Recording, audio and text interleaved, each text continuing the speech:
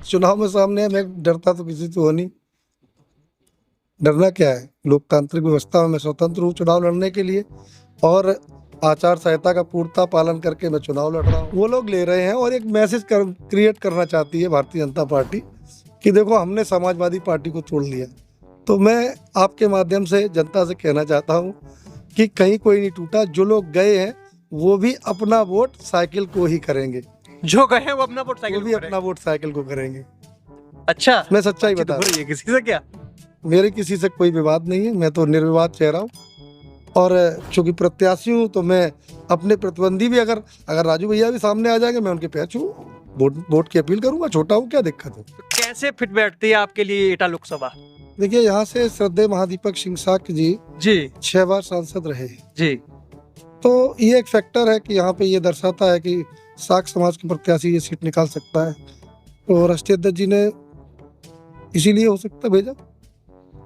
थोड़ा सा और आप क्षेत्र में आप जा रहे हैं, रोज कई गांव कवर कर, कितना कर लेते हो, कितना घूम लेते हो? मैं तो 35 किलोमीटर घूम लेता हूँ। 35 किलोमीटर। 24 गाँव निपटा देता हूँ। अच्छा, रिश्तेदारी वगैरह भी बताई जाती है कि यहाँ रिश्तेदारियाँ तो तमाम है। तमाम रिश्तेदार यहाँ हैं। मात्र एक विधानसभा सीट सपा के पास है, 4 भाजपा के पास है, तो बहुत ज्यादा मजबूती नजर नहीं आती भाजपा की। नहीं, मजबूती इसलिए नहीं है कि भारतीय जनता पार्टी ने केवल एक ही वर्ग के लोगों को यहाँ से लीडरशिप दे दी, चाहे वो लोकसभा से सांसद हो या एक सीट को छोड़ के, पटियाली को छोड़ के, और चारों विधानसभाओं में केवल एक ही वर्ग के विधायक हैं। यहाँ पे न उन्हें राजनीतिक भागीदारी मिल पाई अन्य समाजों आपके के सामने जो प्रत्याशी हैं वो 2 बार के तो एटा से सांसद हो गए, पूर्व मुख्यमंत्री के बेटे, और ओबीसी की बात करी जाए, ओबीसी को छोड़ दीजिए, बाबूजी कल्याण सिंह बहुत बड़े नेता भारतीय जनता पार्टी के, वो इस प्रदेश के नेता रहे हैं। उनके बेटे हैं राजवीर सिंह राजू भैया, आज उनकी विरासत को वो संभाल रहे हैं। तो लगता नहीं सामने वाला प्रत्याशी बहुत ज्यादा भारी भरकम नहीं है। एटा की चर्चा है जब से आप प्रत्याशी बने, उसके बाद जो लाइन लगी है समाजवादी पार्टी से निकल कर भारतीय जनता पार्टी में जा रहे हैं, उसके बाद नारा दिया गया है कि इस बार जीत का जो अंतर है वो 4 लाख पार और 5 लाख पार का अंतर है। मुझे बता दो, जब से हमें यहाँ से प्रत्याशी बनाया गया है तब से लोग जनता में नहीं जा रहे हैं, लोगों में कहीं डर का माहौल पैदा करके और उनको मुकदमों के माध्यम से या डरा धमका, और जिसको लेकर भारतीय जनता पार्टी मैदान में उतरी है, और रोज सबसे ज्यादा किसी चर्चा होती है तो कानून व्यवस्था की। तो कहीं ना कहीं कानून व्यवस्था का जो सुधार है वो तो आपको उससे तो मानना ही पड़ेगा। नहीं, कोई सुधार नहीं है। अगर कानून व्यवस्था का सुधार होता तो इन्हीं की पार्टी की एक पूर्व विधायक जो डिवाइस से विधायक थी, अनीता लोधी जी, उनका दोष केवल इतना था कि उन्होंने एटा लोकसभा से केवल अपनी प्रत्याशिता जाहिर की। उन्होंने केवल टिकट मांगे। कुछ चीजें बताने की होती है, कुछ चीजें छुपाने की होती है। कुछ छुपाने वाले छुपा लीजिए, बताने वाली थोड़ी सी अभी बसपा का प्रत्याशी और आने वाला है। कोई दिक्कत नहीं बसपा के। अब बसपा तो आप जानते हैं, बीएसपी का क्या है, अब जानते हैं, बहुत मजबूती से चुनाव लड़ रही है वो। बताइए। बहुत मजबूती से चुनाव लड़ नमस्कार रही है। साथियों, मुलाकात में आपका स्वागत है। मेरा नाम है अर्पित कुमार। और साथियों, अब लोकसभा का चुनाव बिल्कुल सरपा आ चुका है और फर्स्ट फेज के नॉमिनेशन भी हो चुके हैं, और अभी हम एटा लोकसभा में हैं। और एटा लोकसभा में आज हमारे साथ मौजूद हैं एटा लोकसभा से समाजवादी पार्टी के प्रत्याशी देवेश साक्य जी। हम उनसे बात करेंगे, हम सारी चीजें आपको बताने का प्रयास करेंगे जो अभी तक आप तक नहीं पहुंची होंगी, देवेश साक्य के बारे में नहीं पहुंची होंगी, वो सारी चीजों पर हम चर्चा करेंगे। और बहुत बहुत स्वागत है आपका देवेश साक्य जी मुलाकात में। बहुत बहुत आभार, बहुत बहुत धन्यवाद मुलाकात चैनल के माध्यम से अर्पित जी आपका। जी देवेश जी, आप प्रत्याशी बन गए, 2 महीने आपको लगभग होने जा रहे हैं एटा में, एटा लोकसभा में प्रत्याशी बन गए। बहुत सीधी सादी जैसे हम लोग बातचीत करते हैं वैसे ही बातचीत करेंगे। और हमारा प्रयास आज ये है कि लोग बहुत सारी चीजों को मुलाकात के इस इंटरव्यू के माध्यम से जाने हैं। तो सबसे पहले तो मैं ये पूछना चाहूंगा कि देवेश साक्य पहले एटा के प्रभारी बनते हैं लोकसभा की समाजवादी पार्टी के, उसके बाद यहाँ से प्रत्याशी बन जाते हैं। सबसे पहले देवेश साक्य एटा लोकसभा को क्यों चुनते हैं, मैं इसके बारे में जानना चाहूँ। देखिए, समाजवादी पार्टी के राष्ट्रीय अध्यक्ष आदरणीय अखिलेश यादव जी ने जी मुझे एटा के लिए चुना है। मैंने एटा को नहीं चुना था, लेकिन मेरे लिए सभी क्षेत्र बराबर हैं। जो काम करने वाले लोग होते हैं, जनता के बीच में रहने वाले लोग होते हैं, उनके लिए क्षेत्र मायने नहीं रखता। उनके लिए उनकी भावना, उनका कार्य मायने रखता है।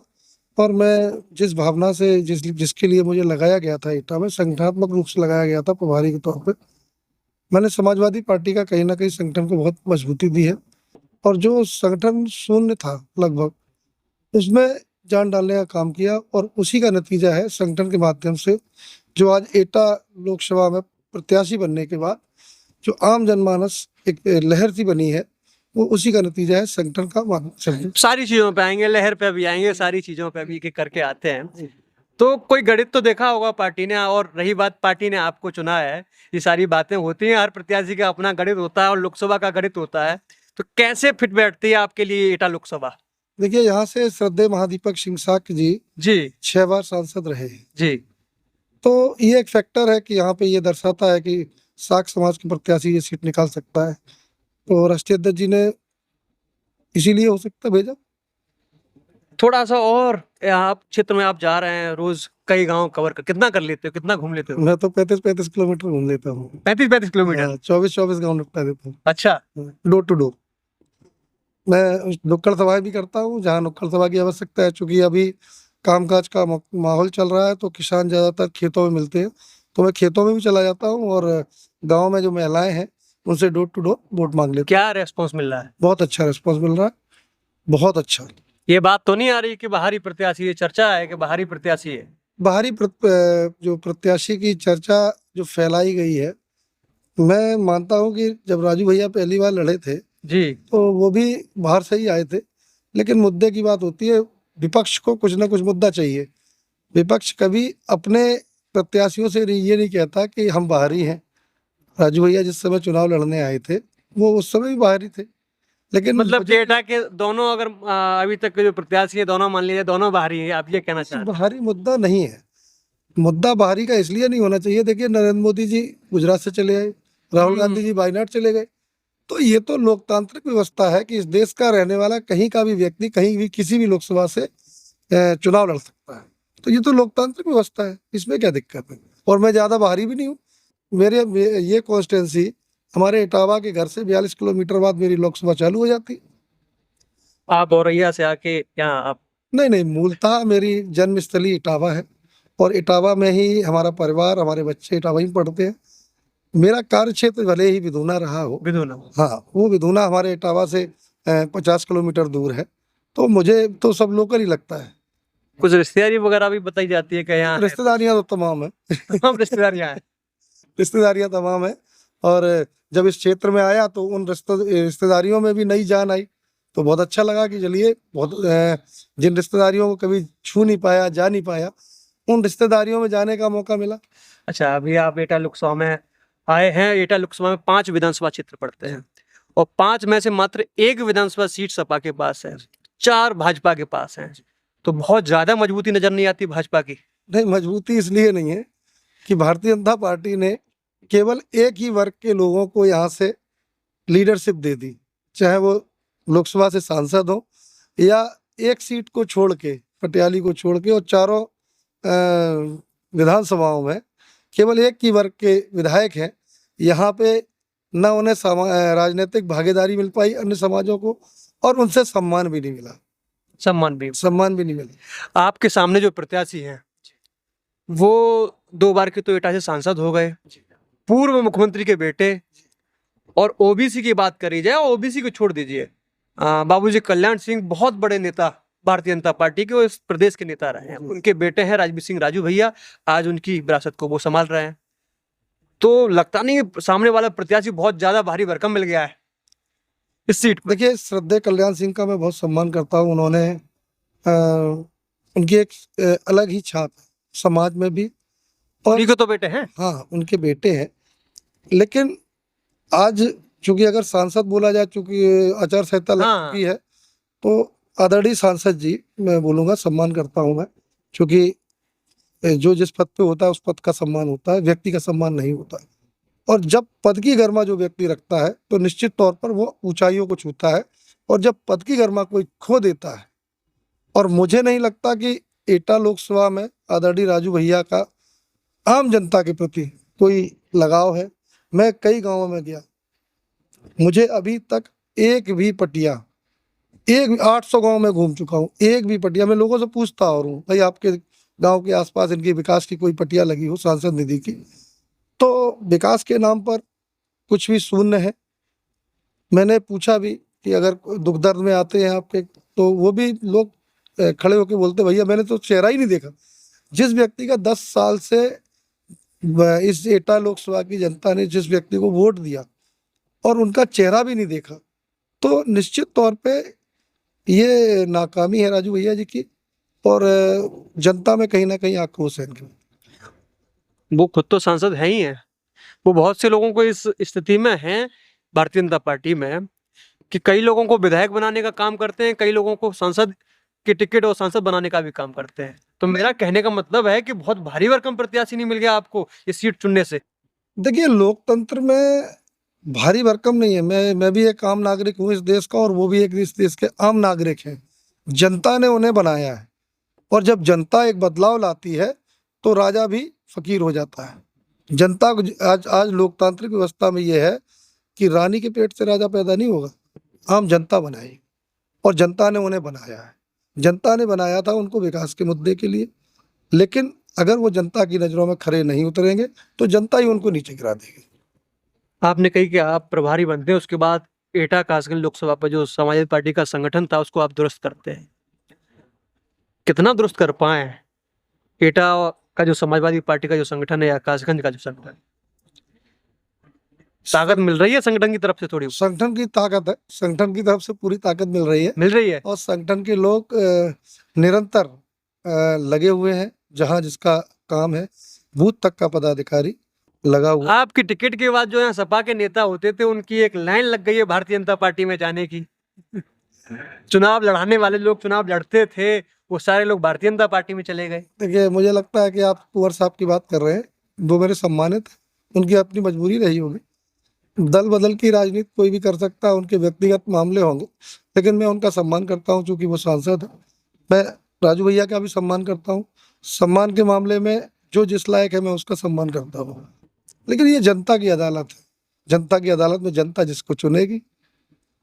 कई नेता, और खासकर उनको देखा जाए तो यादव वर्ग से कई नेता लगातार भारतीय जनता पार्टी को ज्वाइन कर रहे हैं। कहीं ऐसा तो नहीं कि इस बार पहले जो यादव यहाँ से प्रत्याशी समाजवादी पार्टी का बनता रहता था, इस बार साक्य के चेहरा आया है, तो इस वजह से तो नहीं कहीं एक निगेटिविटी, एक निराशा यादव समाज के अंदर आई है कि वो भारतीय जनता पार्टी की तरफ उसने रुख कर दिया है?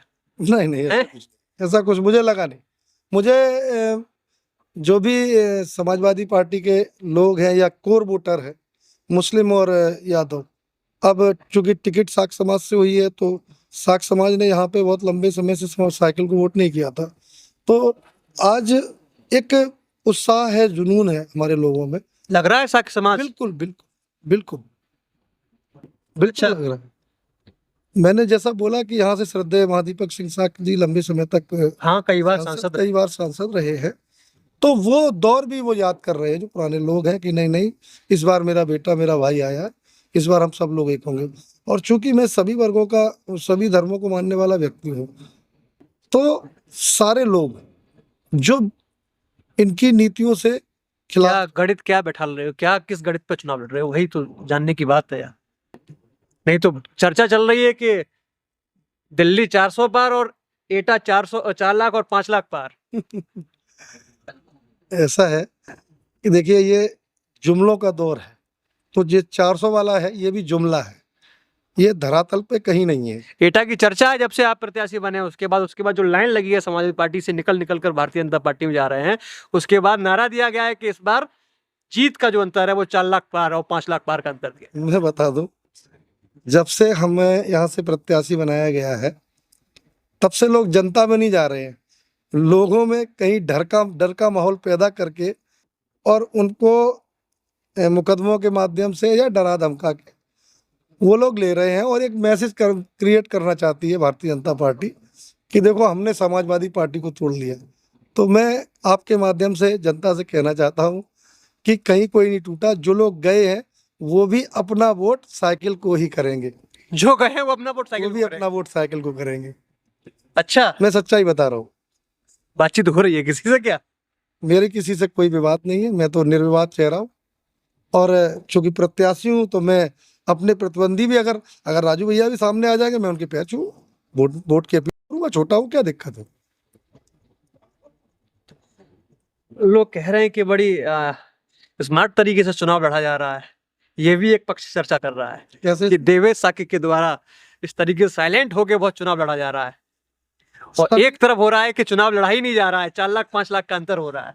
सभी लोग अपने अपने तरीके से चुनाव लड़ते हैं और जनता जैसा चाहती है चुनाव उस तरह का लड़ना चाहिए। कुछ लोग होते हैं, हर क्षेत्र की चुनाव लड़ने की प्रक्रिया भी अलग होती है, क्योंकि इस समय प्रशासन मुझे नहीं लगता कि स्वतंत्र रूप से काम कर रहा है। मैंने चुनाव आयोग को, यहाँ के बीएसए हैं, उनके खिलाफ पत्र लिखा, कोई कार्रवाई नहीं हुई। यहाँ के थानों में जितने लोग हैं वो जो आरक्षण एक होता है उसके प्रक्रिया के तहत रखे जाते हैं, उसके संबंध में मैंने बात रखी जिला अध्यक्ष जी के माध्यम से, उसमें भी कुछ नहीं हुआ। और जो भी प्रचार के साधन हैं, चाहे वो सांसद निधि से बनाए हुए प्रतीक्षालय हो या पेयजल योजना के अंतर्गत, उसमें कहीं ना कहीं आचार संहिता के बाद उनको ढका नहीं गया। और जब हमारे एक समाजवादी पार्टी के राष्ट्रीय प्रवक्ता है अब्दुल हफीज गांधी जी, उन्होंने जब इस चीज को रखा तो उन्हें धमकी भी दी गई। अच्छा। और उसका वीडियो भी उन्होंने डाला है। तो ये लोग किस तरीके से चुनाव लड़ना चाहते हैं अभी तक मैं समझ भी नहीं पाया। तो आपने अपने पार्टी नेतृत्व को या बड़े नेताओं को ये सारी चीजें नहीं बताई? देखिए, यहाँ की स्थिति बड़ी खराब है। मैं कल ही रात में 9:30 बजे, 9:30 10 बज रहे होंगे, महारारा के पास एक गांव है, वहां पे एक लोधी समाज के परिवार का एक 5 साल का बच्चा गायब हुआ और उसको 17 दिन हो गए। पीड़ित पक्ष, पीड़ित परिवार एसपी से लगातार बच्चे की गुहार लगा रहा है कि हमारे बच्चे को ढूंढा जाए, पता लगाया जाए, लेकिन मुझे नहीं लगता कि पुलिस कोई काम कर रही। नहीं तो आज 17-18 दिन हो गए, एक बच्चे का अपहरण हुआ है। अपहरण जैसे संगीन मामले में जब पुलिस काम नहीं करेगी तो क्या क्या माहौल कर सकते हैं? लाइन ऑर्डर कैसा चल रहा है? सरकार की सरकार जो सबसे ज्यादा दावा करती है अपने जिस काम के बारे में, वो काम है कानून व्यवस्था, और जिसको लेकर भारतीय जनता पार्टी मैदान में उतरी है और रोज सबसे ज्यादा किसी चर्चा होती है तो कानून व्यवस्था की। तो कहने की कानून व्यवस्था का जो सुधार है वो तो आपको उससे तो मानना ही पड़ेगा। नहीं, कोई सुधार नहीं है। अगर कानून व्यवस्था का सुधार होता तो इन्हीं की पार्टी की एक पूर्व विधायक जो डिवाइस से विधायक थी, अनीता लोधी जी, उनका दोष केवल इतना था कि उन्होंने एटा लोकसभा से केवल अपनी प्रत्याशिता जाहिर की। उन्होंने केवल टिकट मांगने का गुनाह कर दिया। उनके साथ घटना हुई और उन्हीं के खिलाफ मुकदमा हो गया। तो ये तो साफ दर्शाता है, ना महिला का सम्मान किया जा रहा है भारतीय जनता पार्टी में, और ना जो आपराधिक प्रवृत्ति के लोग हैं ना उन पर कोई शिकंजा कसा जा रहा। ये तो साफ जाहिर हो रहा है और एटा की जनता ये सब जानती है। अगर आप एटा में अंदर से जाएंगे तो यहाँ के लोग बड़े डरे सहमे हैं। अच्छा, बहुत डरे सहमे हैं। आप आम तौर पे ये सुन लेंगे कि बातचीत में बताते हैं क्या? हाँ, क्यों नहीं बताएंगे। माहौल एक इस तरह का पैदा कर दिया गया है यहाँ पे, डर का माहौल, क्योंकि यहाँ पे कुछ प्रतिनिधि तो ऐसे हैं जिन पे कईयों मुकदमे। सबके होते हैं, वो तो सबके हैं, सब समाजवादी पार्टी के भी नेता ऐसे हैं बहुत। नहीं, मुकदमे हम पे भी होंगे, लेकिन इस तरह के मुकदमे नहीं। देखिए, कुछ मुकदमे ऐसे होते हैं जो आपकी कार्यप्रणाली पे सवालिया निशान उठाते हैं। कुछ मुकदमे ऐसे होते हैं जो राजनीतिक लगाए जाते हैं। तो राजनीतिक मुकदमों की नहीं बात कर रहा मैं, जो जिस प्रवृत्ति के हैं जनता उन्हें जानती है। तो अगर आप ये सारी चीजें बता रहे हैं तो इन सारी चीजों से तो चुनाव में अब सामने आनी है, तो कैसे लड़ पाएंगे फिर? चुनाव में सामने मैं डरता तो किसी से हो नहीं। डरना क्या है? लोकतांत्रिक व्यवस्था में मैं स्वतंत्र हूँ चुनाव लड़ने के लिए, और आचार संहिता का पूर्णतः पालन करके मैं चुनाव लड़ रहा हूँ। और अगर कोई ऐसी बाधा आएगी तो मैं जो भी संबंधित अधिकारी हैं उनसे रखूंगा। थोड़ी सी गणित पे बात कर ले, थोड़ा सा आप गणित बताइए, क्या आंकड़े बना रहे हो एटा लोकसभा में? कुछ चीजें बताने की होती है, कुछ चीजें छुपाने की होती है। कुछ छुपाने वाली छुपा लीजिए, बताने वाली थोड़ी सी मिल सकती है।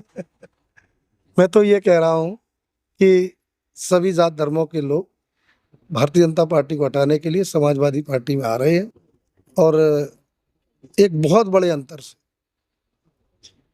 एक बहुत बड़े अंतर से यहाँ की जनता हमें प्रतिनिधि चुनने का काम करेगी। चुनने का काम करिएगा। मैं थोड़ा सा और गणित बताऊं, अगर 22 के चुनाव की चर्चा का, जो 4 सीट आपकी लोकसभा क्षेत्र की जो भारतीय जनता पार्टी ने जीती है, वो बहुत बड़े बड़े मार्जिन से सीट जीती हुई है, ठीक है।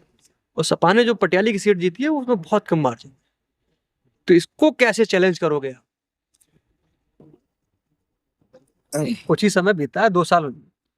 नहीं नहीं, आप सही कह रहे हैं, लेकिन आपको पता होना चाहिए यहाँ पे जो हमारे समाज का वोट है, तो वो समाजवादी पार्टी का इस टाइम कोर वोटर हो गया, जो पिछली बार और उससे भी पिछली बार राजू भैया को गया था, अच्छा, और 100% गया था। अब क्या वो 100% इधर आ रहा है क्या? आप समझ लीजिए। तो 100% कैसे आ सकता है कि जिसका जुड़ाव हो गया हो, 2 बार उसने वोट दिया हो, कम से कम 2-4 बार वोट दे दिया है। जुड़ाव, मैंने बताया ना कि मैं 800 गाँव में घूमा हूं। 800 गांव में?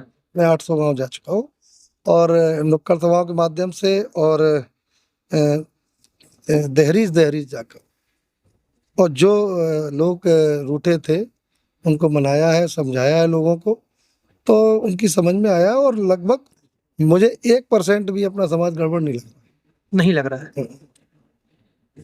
तो कुछ दावा आवा जो नेता टाइप लोग करते हैं कि इतने से जीतेंगे, कुछ करिए ना, इतने से। दावा देखिए, अभी चुनाव चालू नहीं हुआ, अभी चुनाव में हर दिन चुनाव बदलता है, हर दिन उठता है, हर दिन थोड़ा गिरता है, अभी बहुत कुछ आना बाकी है। लेकिन जो भी आएगा वो समाजवादी पार्टी के पक्ष में ही आएगा। नुकसान करने वाले नुकसान जितना करना था वो कर चुका, अब नुकसान नहीं होना है। जो दिल्ली नारा दे रहा है कि 400 पार, मैं क्या कर 400 पार, उसमें से एटा की आपकी सीट कहाँ बच रही होगी उन 400 पार? उसमें तो एटा की भी तो शामिल होगी ना। नहीं नहीं नहीं, मैं क्या कह रहा हूँ, एक जुमला फिर चालू कर दिया कि 400 पार। हकीकत में इनको सच्चाई मालूम है भारतीय जनता पार्टी के लोगों को कि अगर 400 पार ये कर रहे हैं तो फिर किसी पार्टी की जरूरत ही नहीं है। तो चुनाव के लिए मेहनत तो करेंगे, अपने जो आंकड़े होते हैं वो तो बनाने किस का मुद्दे प्रयास पे करें। 400 पार कह रहे हैं, किस मुद्दे पे? राम मंदिर बनाया है उन्होंने। अरे राम राम पे सबकी आस्था है, राम मंदिर व्यवस्था का इन्होंने दावा नहीं है, बनाया। कानून व्यवस्था का दावा है राम उनका। मंदिर आदरणीय सुप्रीम कोर्ट ने बनवाया है, और ये श्रेय भले ही ले ले, इनका कल ही निकला था कि हम राम आ गए। कल एक पेपर में था, शायद दैनिक जागरण में था, जन अमर उजाला में था, कि राम आ गए। तो बड़ी अच्छी खबर दी कि राम आ गए। अभी तक इस देश के वासियों को पता ही नहीं था कि राम यहाँ पे है कि नहीं है। तो मैंने ये कहा कि ये बहुत जुमलेबाज लोग हैं, जादूगर लोग हैं, क्या बोलने लगे क्या ना बोलने लगे। धर की आड़ में आप वोट मांग रहे हो, आप ये क्यों नहीं कहते कि आपने कितना रोजगार दे दिया?